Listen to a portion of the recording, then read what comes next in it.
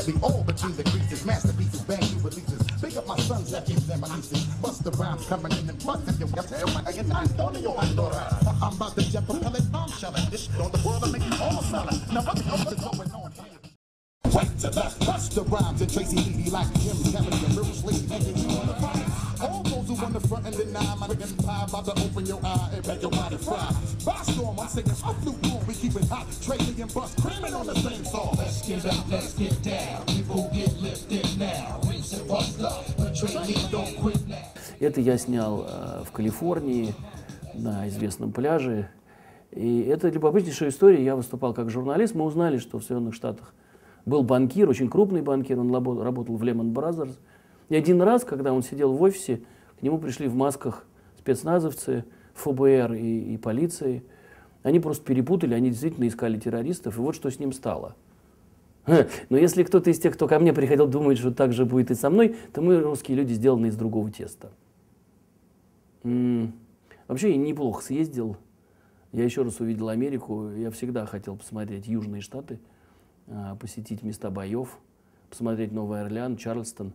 Я вам скажу, Америка настолько же многообразна, насколько едина. Поэтому в каком городе ты не смотрел, там Fox или NBC или CNN, все равно ты видишь, что эта страна едина. А вот когда ты смотришь наши новости, мне кажется, вот у нас Москва отдельно с мигалками, властями, а где-то там 200 километров от Москвы уже какая-то другая часть страны. По новостям это хорошо видно. Поэтому сколько мы не ругались на Америку и не обвиняли ее во всех наших бедах, я вам скажу, в общем, стоило бы кое-каким вещам у нее поучиться. Ну, только не надо учиться у этого банкира, что так вот нужно сразу сдаваться. Насчет масок. Мне не очень хочется работать, вот как в известном салтыковском рассказе, сказки, как один мужик двух генералов прокормил. Ну, во-первых, я не такой же мужик, и хотя я действительно произвожу для миллионов граждан картофель, или предоставляю услуги Ту-204, или строю малоэтажное массовое социальное жилье, чем, кстати, иностранный инвестор не занимается, поэтому без толку им это все в Давосе объяснять. Так вот, мне этих генералов кормить не хочется, в моем случае их больше, во-первых, чем два, но мне бы хотелось этим генералам объяснить, что стряпать уголовное дело, как в 1937 году, относительно того, что неустановленные лица в банке НРБ присвоили депозит Центрального банка, ну, по крайней мере, глупо. Во-первых, если запросить Центральный банк, вы знаете, что этот депозит год назад, 27 октября, уже возвращен. Только 9-го года, я подчеркиваю, а не 10-го. Во-вторых, если вы правда думаете, что вот есть банк-банкрот, а НРБ два банка санировал, еще и электронику, помимо российского капитала, и можно там обогатиться, то вы, ну, извините, идиоты. Потому что там можно только потерять деньги. И в этом смысле я вынужден был предъявить, пока не претензии арбитражные, но написать Центральный банк и Минфин, которые любезно попросили меня санировать российский капитал, что у нас убытки около 1,5 миллиардов рублей были в результате. А что касается вас, то еще примерно миллиард. Если вы думаете, что вот так у нас все это и разрешится, что вы как-то там вот, ну что ли, прекратите эти безобразия, а я тоже угомонюсь, не думаю. Поэтому в ближайшее время вы увидите историю, которая произошла в 1996-2000 годах. В ней участвовали бывший человек, похожий на генерального прокурора Скуратова, два брата Егизаряна, оба из которых сейчас прячутся в Калифорнии и просят там политического убежища. И я обязательно, если прокуратура запросит по поводу экстрадиции американской, напишу и представлю все необходимые материалы о рэкете и вымогательстве в составе преступной организованной группы, в которой участвовал и бывший человек, похожий на бывшего генерального прокурора Скуратова. Еще и некий Хапсироков, тогдашний завхоз Генеральной прокуратуры. Но в моем случае на то, чтобы, ну, как бы, какая-то хоть справедливость восторжествовала, ушло, ну, считайте, 10 лет. Надеюсь, что мы все-таки как страна продвинулись.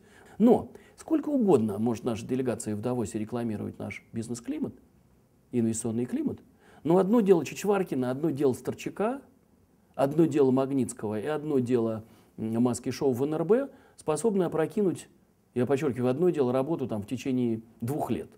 А так мне нравится, что делает Медведев, мне нравится, что делает премьер-министр.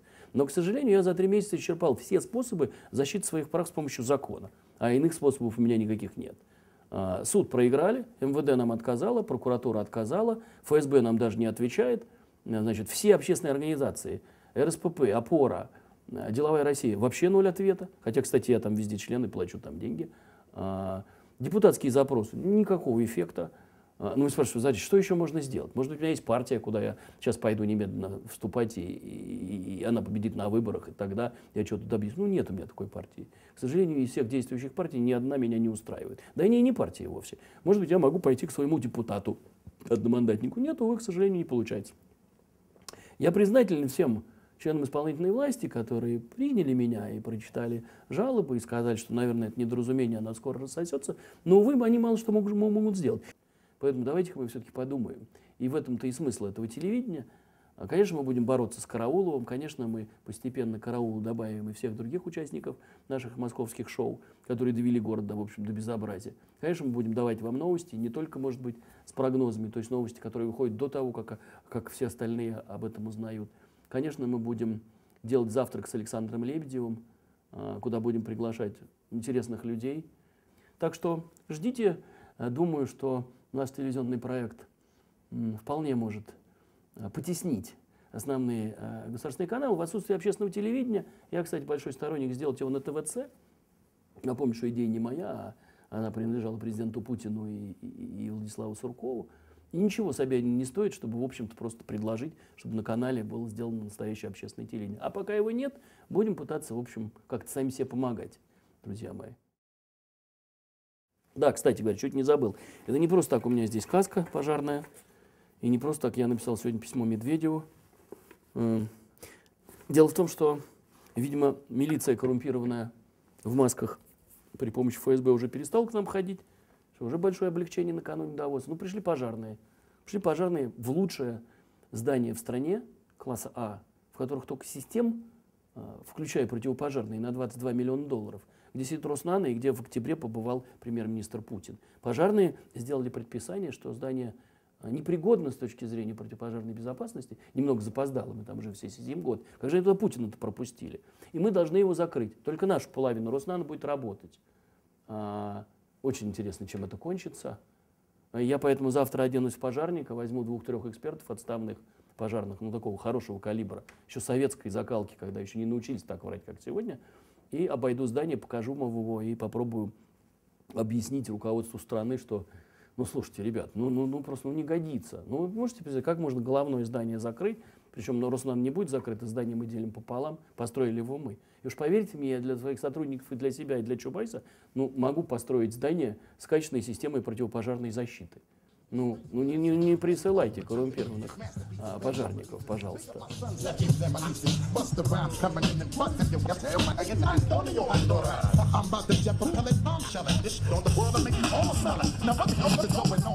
Jump back, wiggle and break it, watch the Academy, fill up the whole capacity. Who has the audacity?